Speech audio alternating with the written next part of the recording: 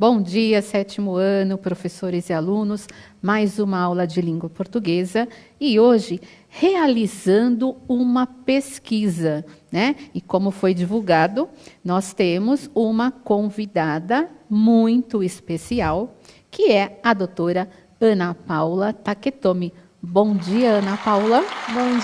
Bom dia, sétimo ano. É um prazer estar aqui e poder tentar ajudar a enriquecer mais o conhecimento de todos. Gente, preciso confessar uma coisa. A Ana Paula é uma ex-aluna minha. Ela foi aluna em Manaus, eu morei 2 anos lá. E a Ana Paula foi minha aluna quando eu estava na 7ª série. Ainda era a 7ª série, né, Ana Paula? Isso. Eu fui aluna na 7ª série e na 8ª. Isso, é um orgulho, certo? Só posso dizer isso, é muito orgulho. Vamos lá. Acolhida primeiro. Você conhece algumas consequências de uma alimentação não saudável? Conte-nos. 2 minutinhos para vocês, vamos lá.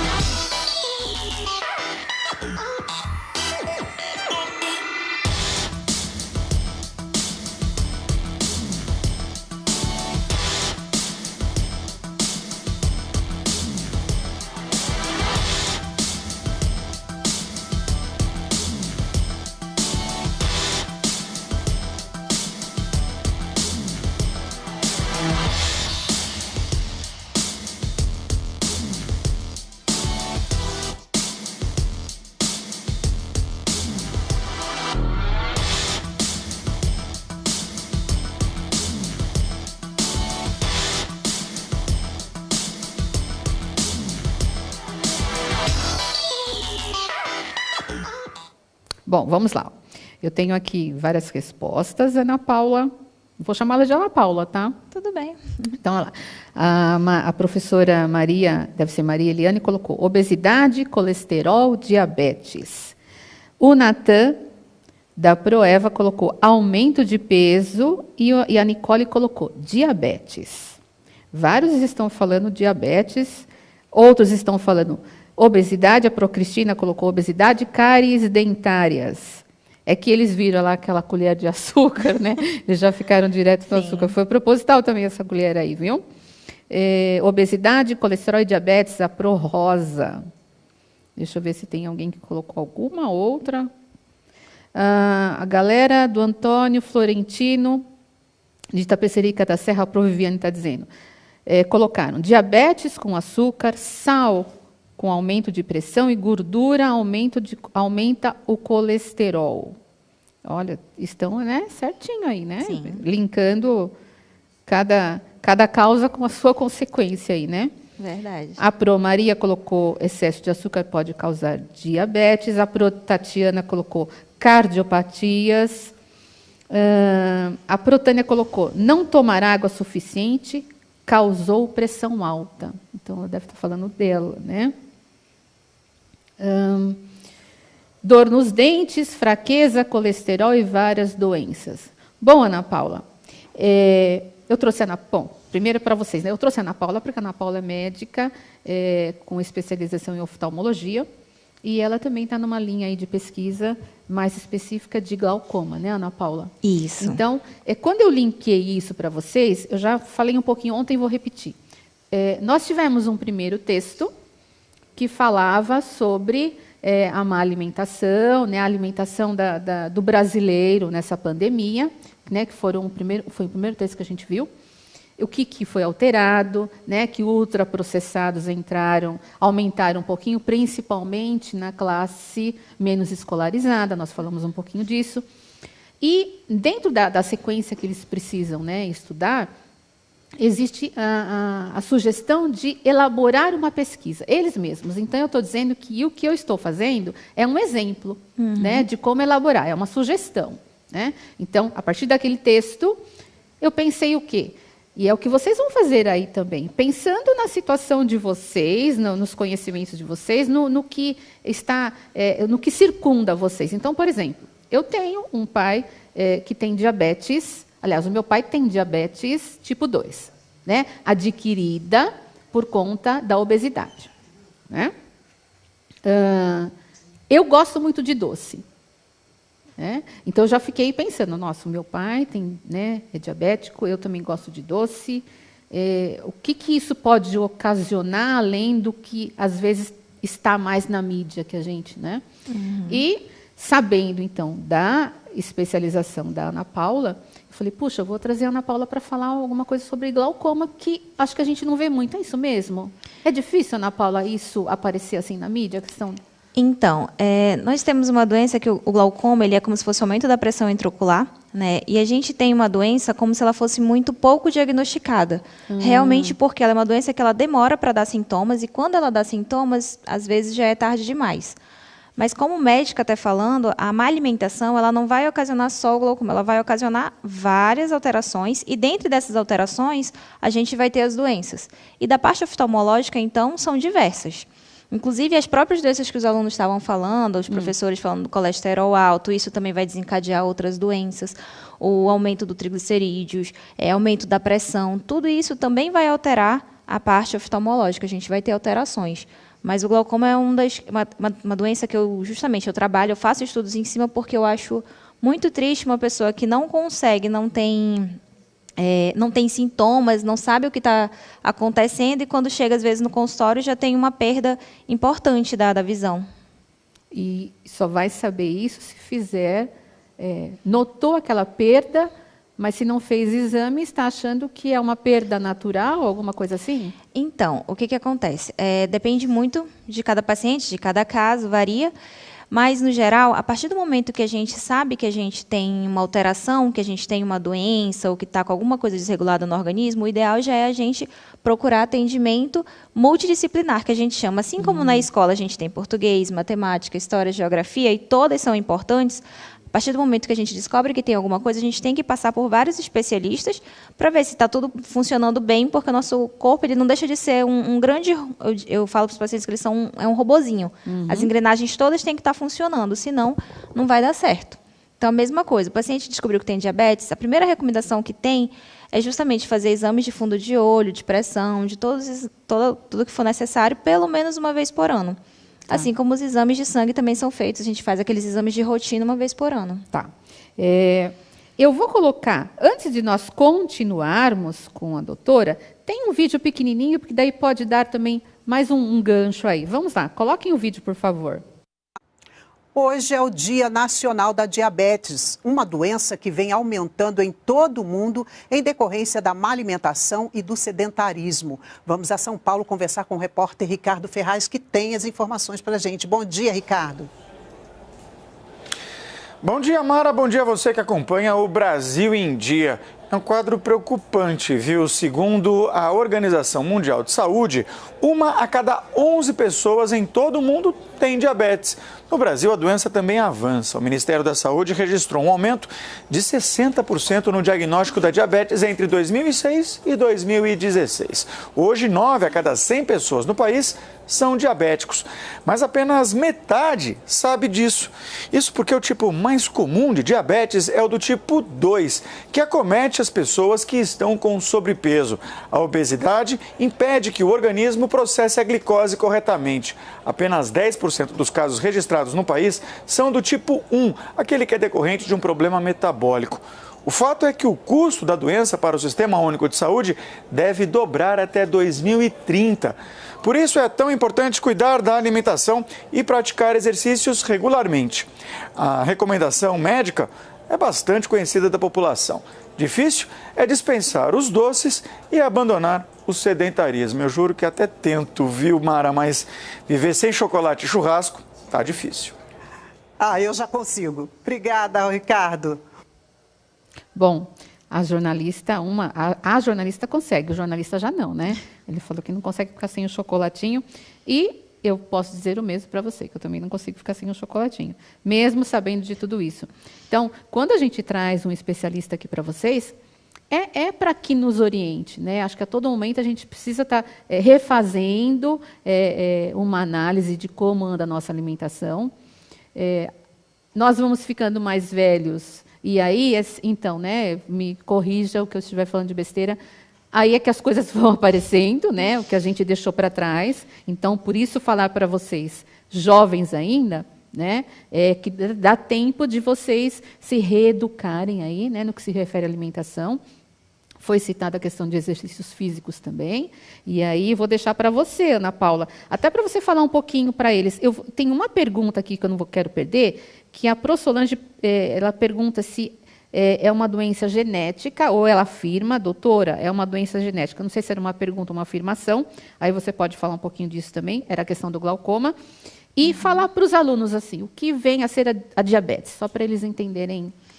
Então, primeiro falando sobre o glaucoma, ele realmente é uma doença que ele ainda não tem uma fisiopatologia toda determinada. A gente sabe que ele tem alguns fatores de risco, e dentre eles, um deles é o genético. Mas nós também temos a idade, nós temos a etnia, por exemplo, afrodescendentes e orientais têm mais chances de ter glaucoma, né, de desenvolver o glaucoma, e aí a gente também tem os glaucomas secundários, ou seja, a pessoa tem alguma doença e ela acaba, faz uso de alguma medicação ou tem alguma doença e ela acaba desenvolvendo um glaucoma secundário, proveniente daquele comportamento. No caso, nós temos o diabetes, nós temos o uso de corticoides em exagero também na região dos olhos. Então, assim, ele não tem toda uma fisiopatologia definida. Então, ele tem um fator genético, a gente sabe que existe. Pacientes que têm o pai, a mãe, parente de primeiro grau com glaucoma, a gente se recomenda que faça o exame a partir dos 30 anos. Mas também tem toda uma parte que a gente desconhece. Por exemplo, a diabetes, ela é uma doença que ela mexe com todo o nosso organismo, inclusive com a parte endócrina, com a parte metabólica. E aí, a partir dessa descompensação que a gente tem no nosso organismo, a gente vê que vai alterando tudo. Como eu falei, nosso corpo ele não deixa de ser uma máquina. Para funcionar uma engrenagem, a gente precisa que todas as outras estejam funcionando. Então, se a gente descompensa no açúcar ou até o diabetes mesmo, ele tem um fator de predisposição genética. Então, assim, se o paciente já tem uma predisposição genética, se o pai, mãe, alguém tem diabetes, a chance daquela pessoa acabar desenvolvendo é muito grande. Não só o uso a ingesta de doces, mas, assim, fatores comportamentais mesmo.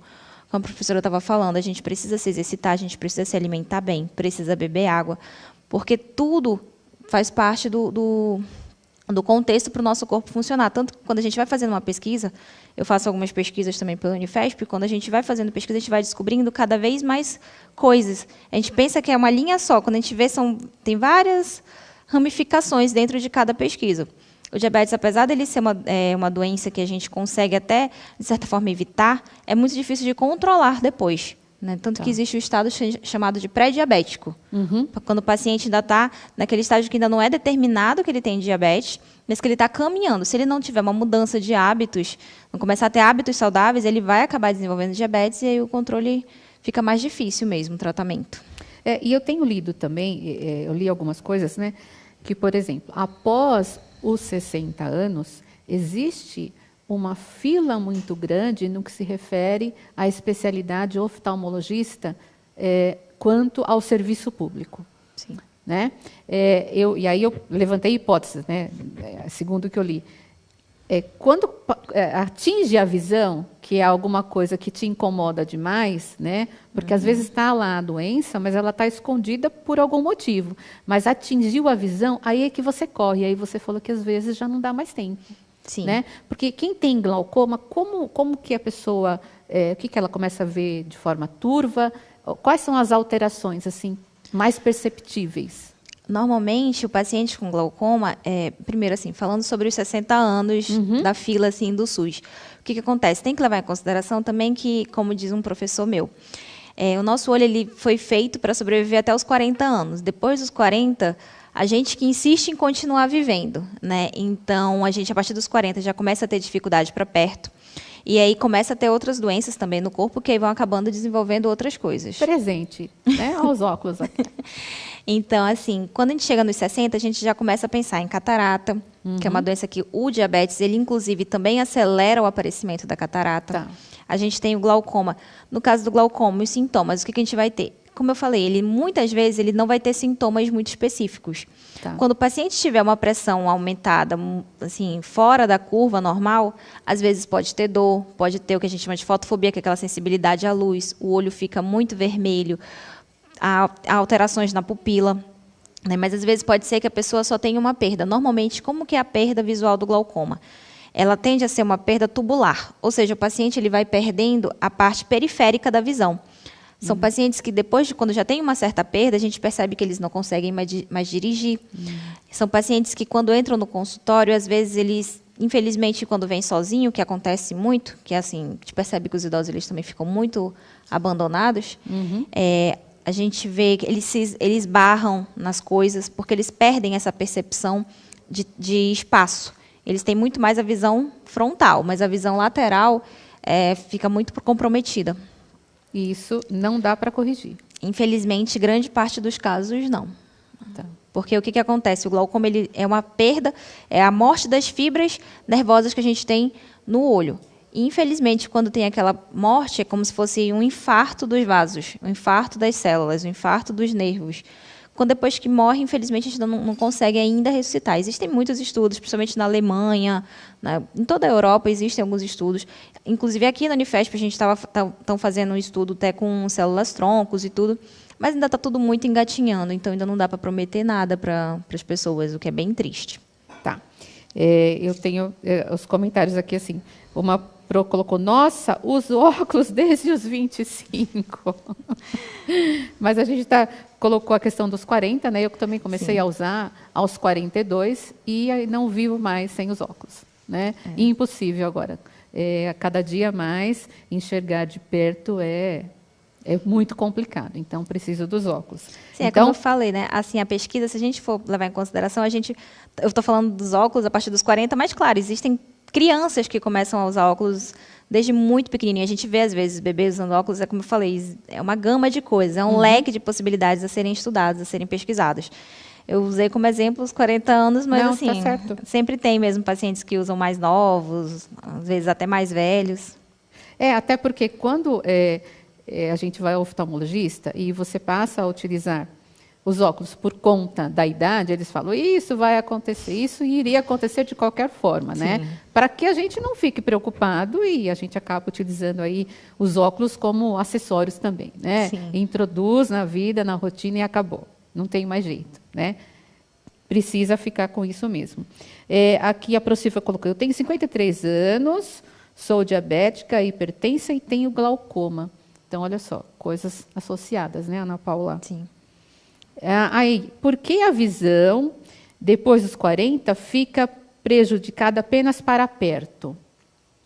Então, na verdade, tem vários fatores que influenciam, mas o mais comum, que a gente mais bate em cima, é porque o cristalino, que é a lente que a gente tem dentro do olho, ele vai perdendo a capacidade dele de fazer o que a gente chama de acomodação. Quando a gente é bem mais novo, a gente tem essa acomodação, e aí a gente consegue, por mais que a gente tenha algum defeito visual, alguma alteração de grau, a gente consegue adaptar isso. com o passar dos anos, o cristalino vai perdendo essa elasticidade. Então, ele acaba que ele vai crescendo, ele vai ficando mais opaco, e aí acontece normalmente isso. E a gente vê também que, às vezes, varia de pessoa para pessoa. Tem pessoa que começa aos 40. Eu tenho muitos colegas enfermeiros, técnicos de enfermagem, que têm 46, 48 e ainda não precisam, porque eles trabalham tanto com aquela visão intermediária que não precisaram até hoje. Mas tem paciente que com 38, 39 já está precisando. Já está começando, né? Tem um outro professor aqui, professor Nelson, e eu vou te fazer a pergunta que está aqui, aí você me fala assim, sempre que estou comendo, os meus olhos queimam e escorrem lágrimas. Isso significa o quê? Então, só essa sintomatologia é um pouco complicado de dar um diagnóstico fechado. Mas, normalmente, tem que avaliar aonde está sendo comido, o que está sendo comido, né, a velocidade. Porque, às vezes, tem alguns alimentos, por exemplo, alimentos mais picantes, que eles vão realmente acelerar um pouco o nosso metabolismo, vão aumentar a frequência cardíaca, vão elevar a pressão e podem ocasionar também um desconforto. Mas isso é tipo um quadro geral. Né, como eu estou falando. Se você come num ambiente que venta bastante, também vai acontecer isso. Então, assim, tem que ver todo o contexto onde ele, dessa alimentação que ele tem, desse momento que ele tem. Tá. Aí a professora Lígia fala assim, tem alguma coisa para ajudar a melhorar isso? Na verdade, eu acho que ela quer dizer, para que não chegue, ou se enxergar depois dos 40, acho que ela quis dizer isso. Só óculos, né? Então, hoje em dia existe lentes de contato também para quem tem presbiopia, que é essa falta de visão para perto após os 40 anos. Já existem algumas lentes de contato. Pode usar lente? Sim. Em vez dos óculos? Sim, inclusive ontem eu estava tendo até uma aula. Mesmo que seja uma questão assim, multifocal, você consegue? Existem lentes multifocais lentes gelatinosas, que a gente chama multifocais. Existem até já lentes para crianças que têm miopia até mais ou menos os 12 anos. São estudos ainda, claro, mas existe já uma lente de contato para crianças entre 10 e 12 anos, para tentar não progredir a miopia e não chegar num grau muito alto. Existe já lente de contato multifocal para as pessoas que não se adaptam ao óculos e conseguem usar lente. Ai, então, que bom, não sabia disso. Ó. Pode ser que eu mude, né? Olha aí. Deixar os óculos de lado. Vamos lá. Aí a ProAurea colocou, agora na pandemia não estava enxergando. Fui ao médico e qual foi a minha surpresa? 680 de diabetes. Doença silenciosa mesmo. Olha só, né? Acho que a pandemia, eu estava comentando ontem, a gente acabou deixando de fazer alguns exames por conta de medo de sair, e agora a gente passou a fazer, e a gente está tendo algumas surpresas mesmo, né, Ana Paula? Sim, com certeza. Sempre chega pacientes assim. Questão de prevenção é mais questão mesmo de você fazer um acompanhamento, mesmo com um clínico geral, com o médico do postinho, da UBS, todo mundo está aqui. É uma equipe multidisciplinar. Você fazer seus exames rotineiramente e a qualquer sinal de alteração, procurar um especialista. E alguém está colocando assim, manchas nos olhos. E as manchas que aparecem nos olhos? Você tem alguma coisa para falar? Acho que depois dos 40, alguma coisa assim. Então, existem várias também classificações de manchas. Existem aquelas manchas que a gente chama de moscas volantes, que é como se fossem pequenos pontinhos que vão aparecendo, principalmente na luz forte, e depois somem.